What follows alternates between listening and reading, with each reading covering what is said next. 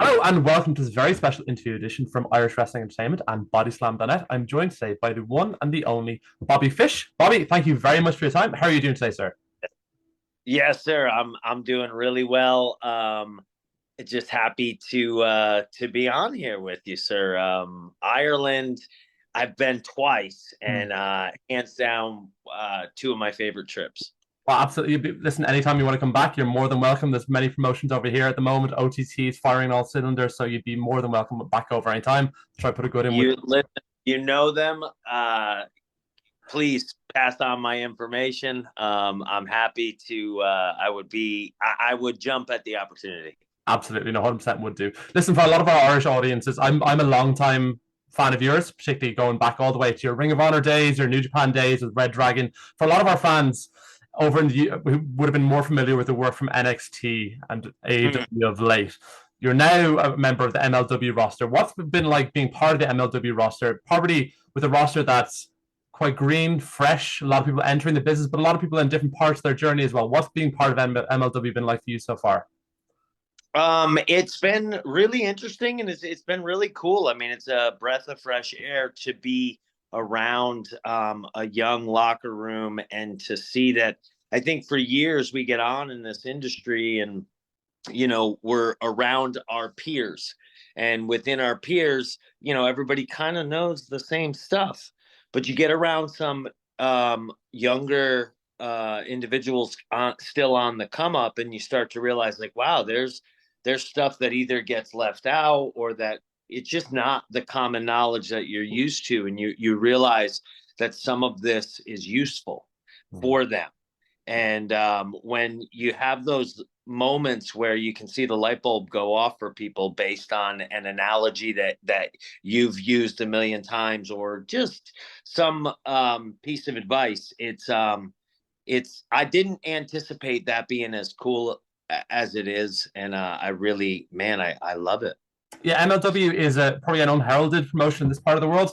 But for those of us who kind of are in the wrestling bubble, it's always been kind of a niche area, Mm. rapidly evolving slowly over time. The roster can get to a point where there's so many really hot talents, but then more often than not might move on to bigger promotions. At the moment, like you're facing the likes of Alex Kane, who did a few weeks ago at Intimidation Games. This weekend, you're facing Akira. You've got Battle Riot coming up soon. What can Irish fans who may be able to subscribe through Triller or elsewhere, what can they expect from shows like that? I it's it's a little bit outside of what they are used to seeing, Mm. but in the best way possible. Mhm. And you've got hungry talent trying to make their mark. You have um, been there, done that talent like myself.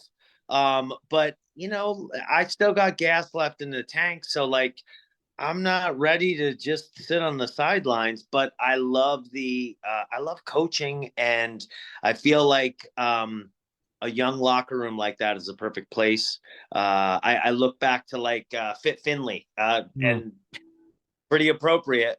Um, but Fit had a late run, Yeah. um, and that late run, he just worked with so much younger talent, and to be able to teach on the job like that, it must have been so rewarding for him. Now that I've had this little glimpse into like some seminars and whatnot, um, I'm not saying that that's what I'm trying to do, but if that were to be kind of my place for a little while now, I that's a pretty sweet ending to a satisfying career to begin with.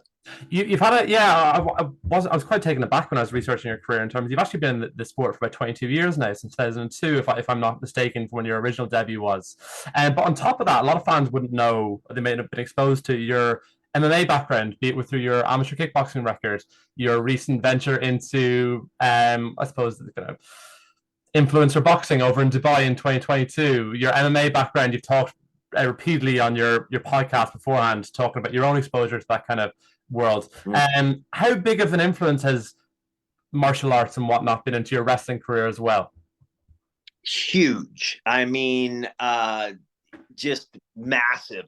I would say that the first guy that kind of clued me into that being a possibility was Kenta, and Yeah. it was when I was working with Noah. And then I'd say the biggest influence on my come up from there Mm. was Samoa Joe. Mm. He was on his epic run in Ring of Honor, kind of the same time that everything Kenta was doing in Japan was just, Mhm. he had like Midas touch. And I started to realize, like, wow, that's because that's my flavor of ice cream, right? Mm. I've been martial arts since I was 8. So I always envisioned infusing my pro wrestling with that.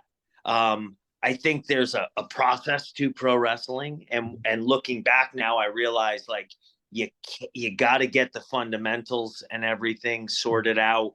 Then you can start to introduce what makes you you. And Mm. that's a guy like Kenta and a guy like Joe were so massively capable of doing. And it was, they were painting with a brush that nobody else was painting with. And it was just goddamn cool. And so I would say those are the two that really made me see the possibility in like, oh no, you can lean all the way Mm. in. You can go all the way there to the point where now I feel like my wife, if she watches my wrestling, she's like, all you do is punch and kick. Well, listen, But I've taekwondo and kickboxing background. I did that from the age of 8 to 16. So mm, when I watch your work, and particularly when you're part of Red Dragon with Kyle, that mixture of combinations with strikes, that's something that really appeals to me because it's different, it's unique, and the way you're able to incorporate combinations. Um, yeah. it's not every wrestling fan will appreciate that necessarily because a lot of people like things being done because that's the way they're done. And that's kind of the Yeah. same with any industry. Did you get any blowback across your career for trying to incorporate new styles? Because at different stages of the last 15 years, MMA has almost been a taboo subject within wrestling. People try Mm. to lean in too much or lean in or move too far away from it and don't want to be associated at all. Did you get any blowback, perhaps in WWE when you try to incorporate that style?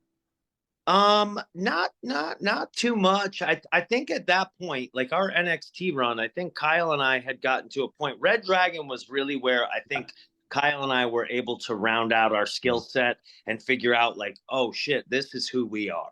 Yeah. So not to say we were a finished product by any means, but going into NXT, as far as like what we did in ring, we kind of had that developed. Yeah. So because we did it well, I don't think we got blowback.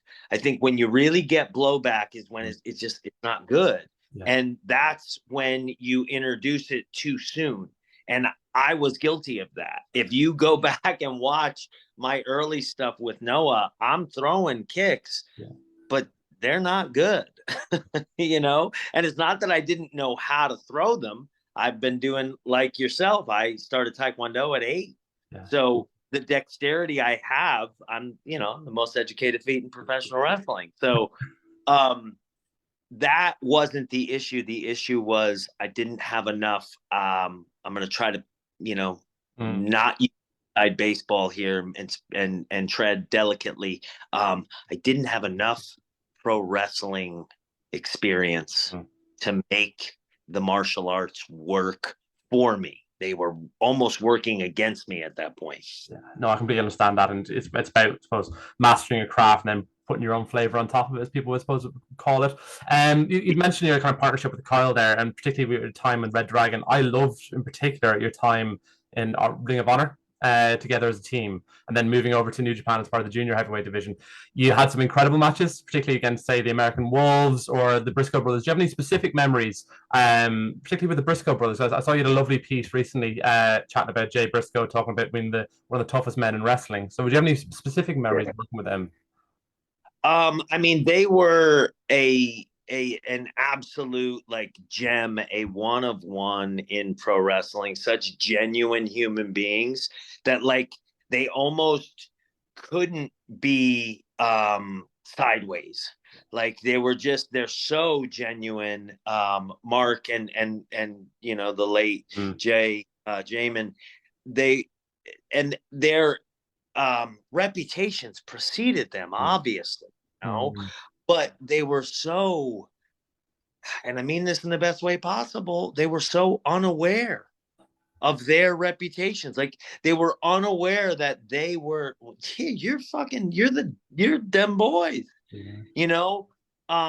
So that made it like just super charming to be around, and knowing that they had the cachet that they had, and then they were who Kyle and I defeated for our first Ring of Honor title. Like, if we weren't already playing with a good hand, which Hunter Johnson is responsible for giving us that run with the American Wolves. I mean, you don't get more babyface than they were at that time. So to establish us as heels, like, we just went out there and we're ourselves. It was really easy. And then the cherry on top was to win the Ring of Honor tag titles, but to win them from the Briscoes.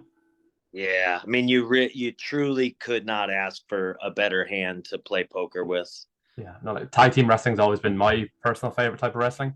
That kind of, when you touched on your blend working with the American Werewolves, I love the fact that you kind of just went out there and beat the piss out of them to a degree, and that kind of putting that out there, that energy, I love that kind of authenticity. You touched on the humility and genuine nature of the Briscoes that kind of exuded off the screen at the time as well. When you in 2017 or so, you kind of moved on to NXT though. You debuted shortly before NXT Brooklyn 3, if I'm not mistaken, but you really kind of exploded that NXT Brooklyn 3 event just when you jumped Sanity earlier in the show in company of Kyle, then later on in the evening when you distracted Drew McIntyre, Drew Galloway, and then Adam Cole jumped in from behind. What are your key memories from that night? Because it felt like that was a night where NXT truly arrived into becoming bigger than it was previously. The NXT Brooklyn 1 and 2 have been good, but this brought it to a whole new level, in my opinion. I feel like looking back, NXT at that time, like when Fergal had come in and Kevin and Rami, and that, it was like you didn't know who was going to pop up, and it made that place like the place to be. I would say a couple of years prior to that, New Japan might have held that title. NXT Black and Gold was becoming that. I don't even know if they were Black and Gold at the time, but like, I always go back to like Fergal. It was once he jumped, it was like, oh my God, and anything is possible. So when we were coming in for that Brooklyn one, our trepidation was, is anybody going to know who the fuck we are? Like, that was, and that's just your own insecurities, just wreaking havoc on your imagination, I suppose. But yeah, that was our concern. I appreciate you saying that you felt like that's when it arrived, because I remember having a conversation with Adam and with Kyle. Kyle and I, when we were waiting to go out and do our first appearance, I remember, being crouched down wherever we were and looking at each other like, here we go. And, truly not knowing, like, is it going to go over like a fart in church? Like, we don't know. And then the thing with Adam, it had already gone well. So we were, kind of feeling better about it, but not totally sure. When Adam did Bebe at the top of the, and the entire Barclay Center was with him, with us on that, it was like, oh, wow. Like they do know who we are. And that was that was kind of an arrival for the three of us, I think. It was almost an arrival for fans to a degree as well, because a lot of us prior to that would have been, say, New Japan fans, Ring of Honor fans, wouldn't necessarily have been huge WWE fans. They'd have tuned in for, say, Fergal's matches, Kevin's matches, whatever, in those takeover shows. But at that point, it felt like NXT was just the shiny, exciting thing before that. But then once you guys kind of arrived, it became its own entity in itself. And you kind of saw that over the following year or two, where then you guys are competing in Survivor Series, part like you were competing with the New Day and the War Raiders, part of that match. I've always felt that the Undisputed Era gave NXT an identity and something to ground itself in. And when you became a staple of the show over the next 3 years in particular, where year on year, the War Games matches seem to feature you guys. What are your? I know you got injured in one of them, but like, what are your key takeaways from, or your key memories being such a huge part of a historic match being reintroduced to the kind of fan zeitgeist, as it were? I somewhat hesitate to say this because I've said it before, Mm. but the War Games, I was such a huge fan of that time in wrestling, the Crockett years, the NWA. And I know Hunter and Sean were fans of that time frame as well. I wore out those VHS tapes, the War Games, over and over and over. So it's truly humbling to think that we were fashioned as a group. It was Hunter that put us together. Um, Triple H is the one that, and I have to assume, and I don't know for certain, but I have to assume he had this planned because they do long-term storytelling there. That's what they are better at than anybody. Mm. So I assume that he had a plan for it, and to be introduced into the War Games the way that we were, and we became synonymous with it. I used to joke around and call us Hunter's Horsemen, Mm. and Yeah. it kind of felt like that's who we got the opportunity to be. I'd say one of my favorite matches was Philadelphia. It was a takeover where we wrestled AOP, Kyle and I, Yeah. and seeing Ellering on the floor, it really just felt like, oh, okay, we're Tully and Arn somehow, Yeah. and that's Hawk and Animal, and it was just like, so like the 13-year-old in me was just tickled to death that was yeah. So I will forever be grateful to Hunter, Mm. for putting that together, and having those wonderful memories in my career. No. And I'm thankful well to Hunter Johnson. Hunters have played a huge part in my career, for having the foresight to see Kyle and I together as a unit, because that's where I think Kyle would say too, we became who we, a version of what we are from here forward. Yeah, 100%. And then I'd say that analogy of being the four horsemen of NXT, that's a perfect analogy, and kind of goes back to what I was saying about being the real focal point and grounding anchor for NXT as a brand, and everything was built out off the back of that. It felt like at the time.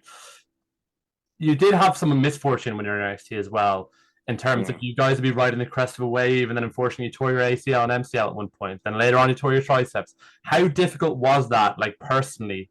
I suppose you've always got a high level sporting background from mixed martial arts that we touched on earlier. How difficult was that, seeing that you guys are going 100 miles an hour, you're going straight to the moon, you're carrying everything, but you personally have to take a step back while everybody else is still going forward? How tough was that for you mentally and personally at the time? It was pretty difficult because that was my ACL was the first real surgery I had. Even in my athletic career, I had managed to not have like a major surgery like that. So that was difficult. They plugged Roddy in, so it was a little bit bittersweet to see them continuing on. But then I was happy for my friends, and trying not to be, that selfish prick that we can all be, I suppose.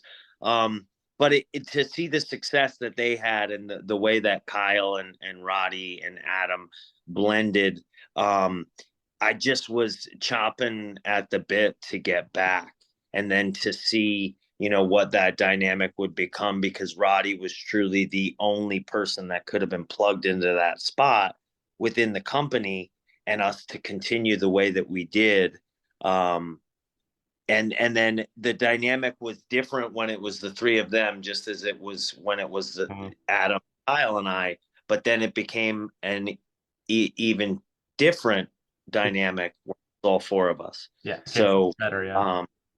Yeah, it just kind of seemed to get cooler. And at the end of the day, we were four guys that came up in the industry together, and were pretty thick as thieves, to begin with. So we would have been hanging out with each other anyway. So, I think Hunter might have seen that and said, all right, well, let's slap a name on it and see if we can make some money. It was absolutely awesome as a fan, particularly at the time. I suppose you left NXT when it was in a strange point. It was struggling with its identity to a degree, where there's many different interests in trying to determine what they want it to be. Do they want it to be its own standalone entity? Do they want it to be a developmental? and you got released at that time. What was that like internally? I suppose as an NXT talent at the time, we've got differing views and differing interests, and you're not Mm. sure what your career path is, not just for yourself, but people around you as well. How because it became across on screen. It was quite a strange environment when it pivoting to that NXT 2.0 off the back of COVID, which even during COVID was an extremely exciting time in the product that was being produced. So, what was that like for Yeah. you? Obviously terrible anybody getting released in any sort of line of work, but like, what was it like for you at the time? It was really caused a lot of anxiety because you just didn't know. And previous to that, we always knew. We had conversations. We always kind of knew our direction. And more than anything, the office was very good about letting us know what our identity was, and that was individually with and a group as a whole. So I never went to work, wondering like, well, what should I be given today? But then at that time, it was all question marks. Are we staying together? How does Adam and Kyle, being against each other now, how does that change, and how does that affect Roddy and I? And then, are Roddy and I going to feud? Are we going to be it just was very up in the air. And I think any performer would tell you that's a weird place to operate from. Yeah, clarity is everything in any kind of high performing environment. The product itself just felt clunky, but like following after that, you landed briefly in MLW before coming into AEW. I thoroughly enjoyed, really, really enjoyed that initial burst out of AEW, where it was just you as a singles competitor, where it didn't have anybody else. It was all focused on you as such. Your matches where you were fight with Jungle Boy, Lee Moriarty, Danielson, even up to your Punk match. I really enjoyed that. I think a lot of people did as well. What was that like? I suppose at that stage of your career, and obviously you've been a Ring of Honor TV champion previously. You've obviously wrestled a single, but for so long in your career, you've been known as, I suppose, as somebody's part of a unit, a tag team, or whatnot. Yeah. What was it like to kind of spread your wings on your own and showing your own worth and your own value and your own skill set? It was rewarding in its own way. I wasn't sure of where it was headed, and that's what I was desperate to establish, was where do we go with it, because we can go a bunch of different ways. And it felt like, okay, kind of that nasty route. And I always envisioned it as like, okay, well, I could really give a shit about wins and losses. Like, I'm kind of a hired, gun for hire was the way that I saw, based on the little bit direction that I had. So that's what I was trying to give. And then I tried to establish, like, is that what you want? Because if that's what you want, I think it could be really cool, especially if I'm going to go back and work indies and stuff. And like, who knows, I could pop up anywhere. So that was kind of the way that I saw it. And it was, for a short period of time there, it was pretty rewarding. The match with Danielson, I really, man, that thing was like a decade in the making to come back to, because we had wrestled at a independent promotion, Evolve, at one point. And we had never revisited it. And the whole time we were in WWE, at the same time, we were not on the same show. So to get that, and Brian will always just be, Brian. I mean, he's a, this generation's, whatever you want to call it. Yeah. So I thought that, man, there was some space for me to spread my wings even more. We just didn't entirely get there. And then I think some of it too was like other people coming back into the fold, whether it be Adam. Eventually, after I had left, Roddy would get there, but Kyle coming back in, there was a natural like gravitation to that, of course. But yeah, it was just a little bit clunky, I guess. Yeah. Clunky's a good word for it. And it felt like, I know you've mentioned this previously, but it did feel like there was money left on the table, both in your career, but it felt like a natural point where everything's going to build to an Undisputed Era elite face-off, and given your background within the War Games matches, it felt as a fan who's been following your journey through NXT and following the way AEW developed with the Blood and Guts match, I thought for all the love and money in the world is going to have Undisputed you guys against the elite on this corner. I think everybody in the world knew Roderick Strong was going to eventually come to AEW. Yeah. That could have been monstrous. Was there any discussions at that time as to that something like that happening? Or I know there's a lot of variables in there, injuries and people kind of dependencies and whatnot, but was there any of those discussions at the time about building something of that effect? Yeah, I think it was always on the horizon. Mm. Just that horizon line, at times appeared closer and at times appeared further away. And I think if we were all to be there at the same time, that's when the trigger would have been pulled. Mm. But it just, for whatever, for numerous reasons, it just didn't pan out that way. And it's really unfortunate because I do feel like there was money left on the table. But it's pro wrestling, so never say never, and who knows, Yeah, 100%. As a fan, like I follow the product, all wrestling products religiously. I still think there is a huge amount of space for you, particularly within this new Undisputed Kingdom division and whatnot. And there's so many different opportunities to evolve off the back of that, particularly with Roddy, Adam, and Kyle all kind of being in and involved that space. So I do hope you'll see in that space down the road. Shortly after that, you landed in Impact Wrestling. It's some brilliant encounters like Josh Alexander. But I suppose a lot of fans would remember your run with Impact in particular for blowing up as almost an internet meme with a "Where's the lie?" Yeah. What was that? What was that like? You've asked a very valid question, and then the next thing you know, you've blown up online. It was one of the strangest things to happen in my career. I remember going in. We had this kind of promo segment, and it felt like it was running long, but everybody had a piece of the pie and was supposed to, do a part of it. So you're in the midst of it and you're just doing your part of it. And that's what that was. Little did I know what it would turn out to be. And then it just kind of took on it became the monster of its own. It was memes and all sorts of stuff. There's worse things in this world to be associated with than an epic promo that has a line that kind of goes viral like that. So I find it hilarious. But I made a T-shirt of it on my BobbyFishApparel.com because I was like, it's actually one of the shirts that I take to shows at this point. Because it went viral. That's the game. Like people remember that forever. I mean, I suppose like just looking to the future now.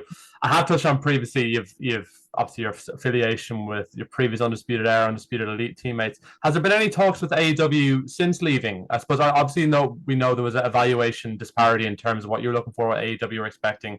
Has there been any talks over the last kind of year and a bit since you left? No, not really. I haven't. I had an agent that I worked with previously, like when that negotiation was going on. And he's a friend of mine. So I would assume that they would reach out to him if there was anything. And there really hasn't been. So I'm just, biding my time, doing my thing, seeing what still interests me in this industry. Because like I said, I feel pretty satisfied with my career in front of the camera. Now, at this point, I figured like, okay, well, physically, my body would be telling me like I got to stop. We talked about DDPY, and I will give DDPY a lot of the credit for the fact that like I feel like I could do this another decade if I wanted to. Do I want to do that? It depends on the day you ask me. I think that overall, I do feel pretty satisfied with my career. So if in-ring were to be coming to an end, I'd be okay with that. But at the moment, that's still on the table. So yeah, I mean, I look forward to every encounter at this point. Yeah, no, we did touch on DDPY before we jumped to the phone call. I was going to move on to next. How much do you put down your, I suppose, your feeling of well-being, how good you're feeling, how much you're able to still go out there and put on amazing matches, be with MLW and elsewhere, down to DDPY? Because I touched on off camera, I'm a recent convert. I'm somebody Yeah. who's come from a sporting background, and it's been brilliant for me. I've tried yoga and everything else under the sun. Hasn't necessarily helped with those kind of disc issues I've had. What's it been like, I suppose, for your own well-being, but also being a teacher, and you're giving seminars this weekend, two, I believe, this weekend in Chicago. So what's it like, I suppose, the fulfillment side of that as well?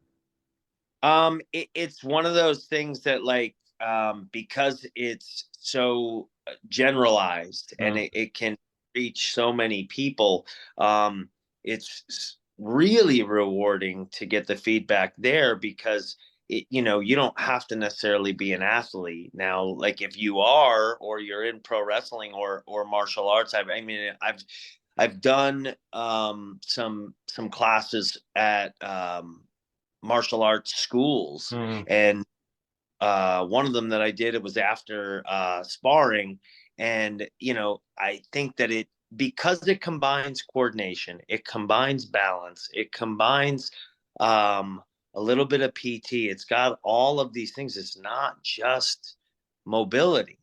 Um, I think it's fit for the masses, like truly fit for the masses.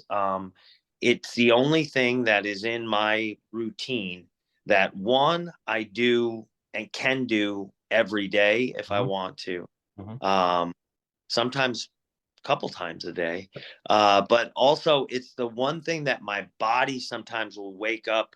I'll wake up a morning and my body's craving it. Like there's certain positions, ignition into bent legged bar back into forward fold. It's my favorite. And there's mornings I wake up that my low back is it's begging me, and my neck. Mm. Because you're hanging, so you get a little bit of traction. Mm-hmm. Um, it's like oil for the spine. It's crazy. It's absolutely amazing. Anybody watching this, I would invite to give the free trial on DDPY app a go. It's been huge for me, personal my injury issues as well. Before I let you go, I'd want to remind our fans that MLW Bobby will be appearing this coming weekend against Akira in Chicago. Will be appearing at Battle Riot in June this next couple of weeks. Is there anything else in the horizon for you, Bobby, that fans can keep on the eye out for? Um, yeah, I don't know where I'm going to pop up doing DDP yoga. I mean, I've been popping up a lot of places unexpectedly, but I'm enjoying that. You never know where that will take me. And then yeah, I mean, I got independent wrestling bookings, all over the US, but I've been doing some international stuff too, and God willing, I'll be in Ireland sooner than later.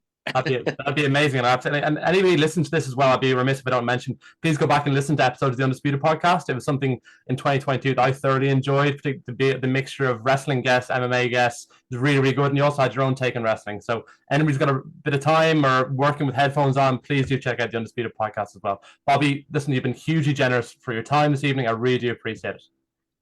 No, man, it was a pleasure. It was great chatting with you, and I appreciate you, sir. I mean, it's the charmed life that I've been allowed to live, mostly as a result of pro wrestling. It doesn't exist without people being interested. So the fact that you give a shit is the coolest thing in the world to me. So thank you, sir. Oh, listen, thank you for everything you've done for us. So listen, all Irish Wrestling fans, this will be up on bodyslam.net and Irish Wrestling Entertainment in the coming days. So thank you very much again. Take care.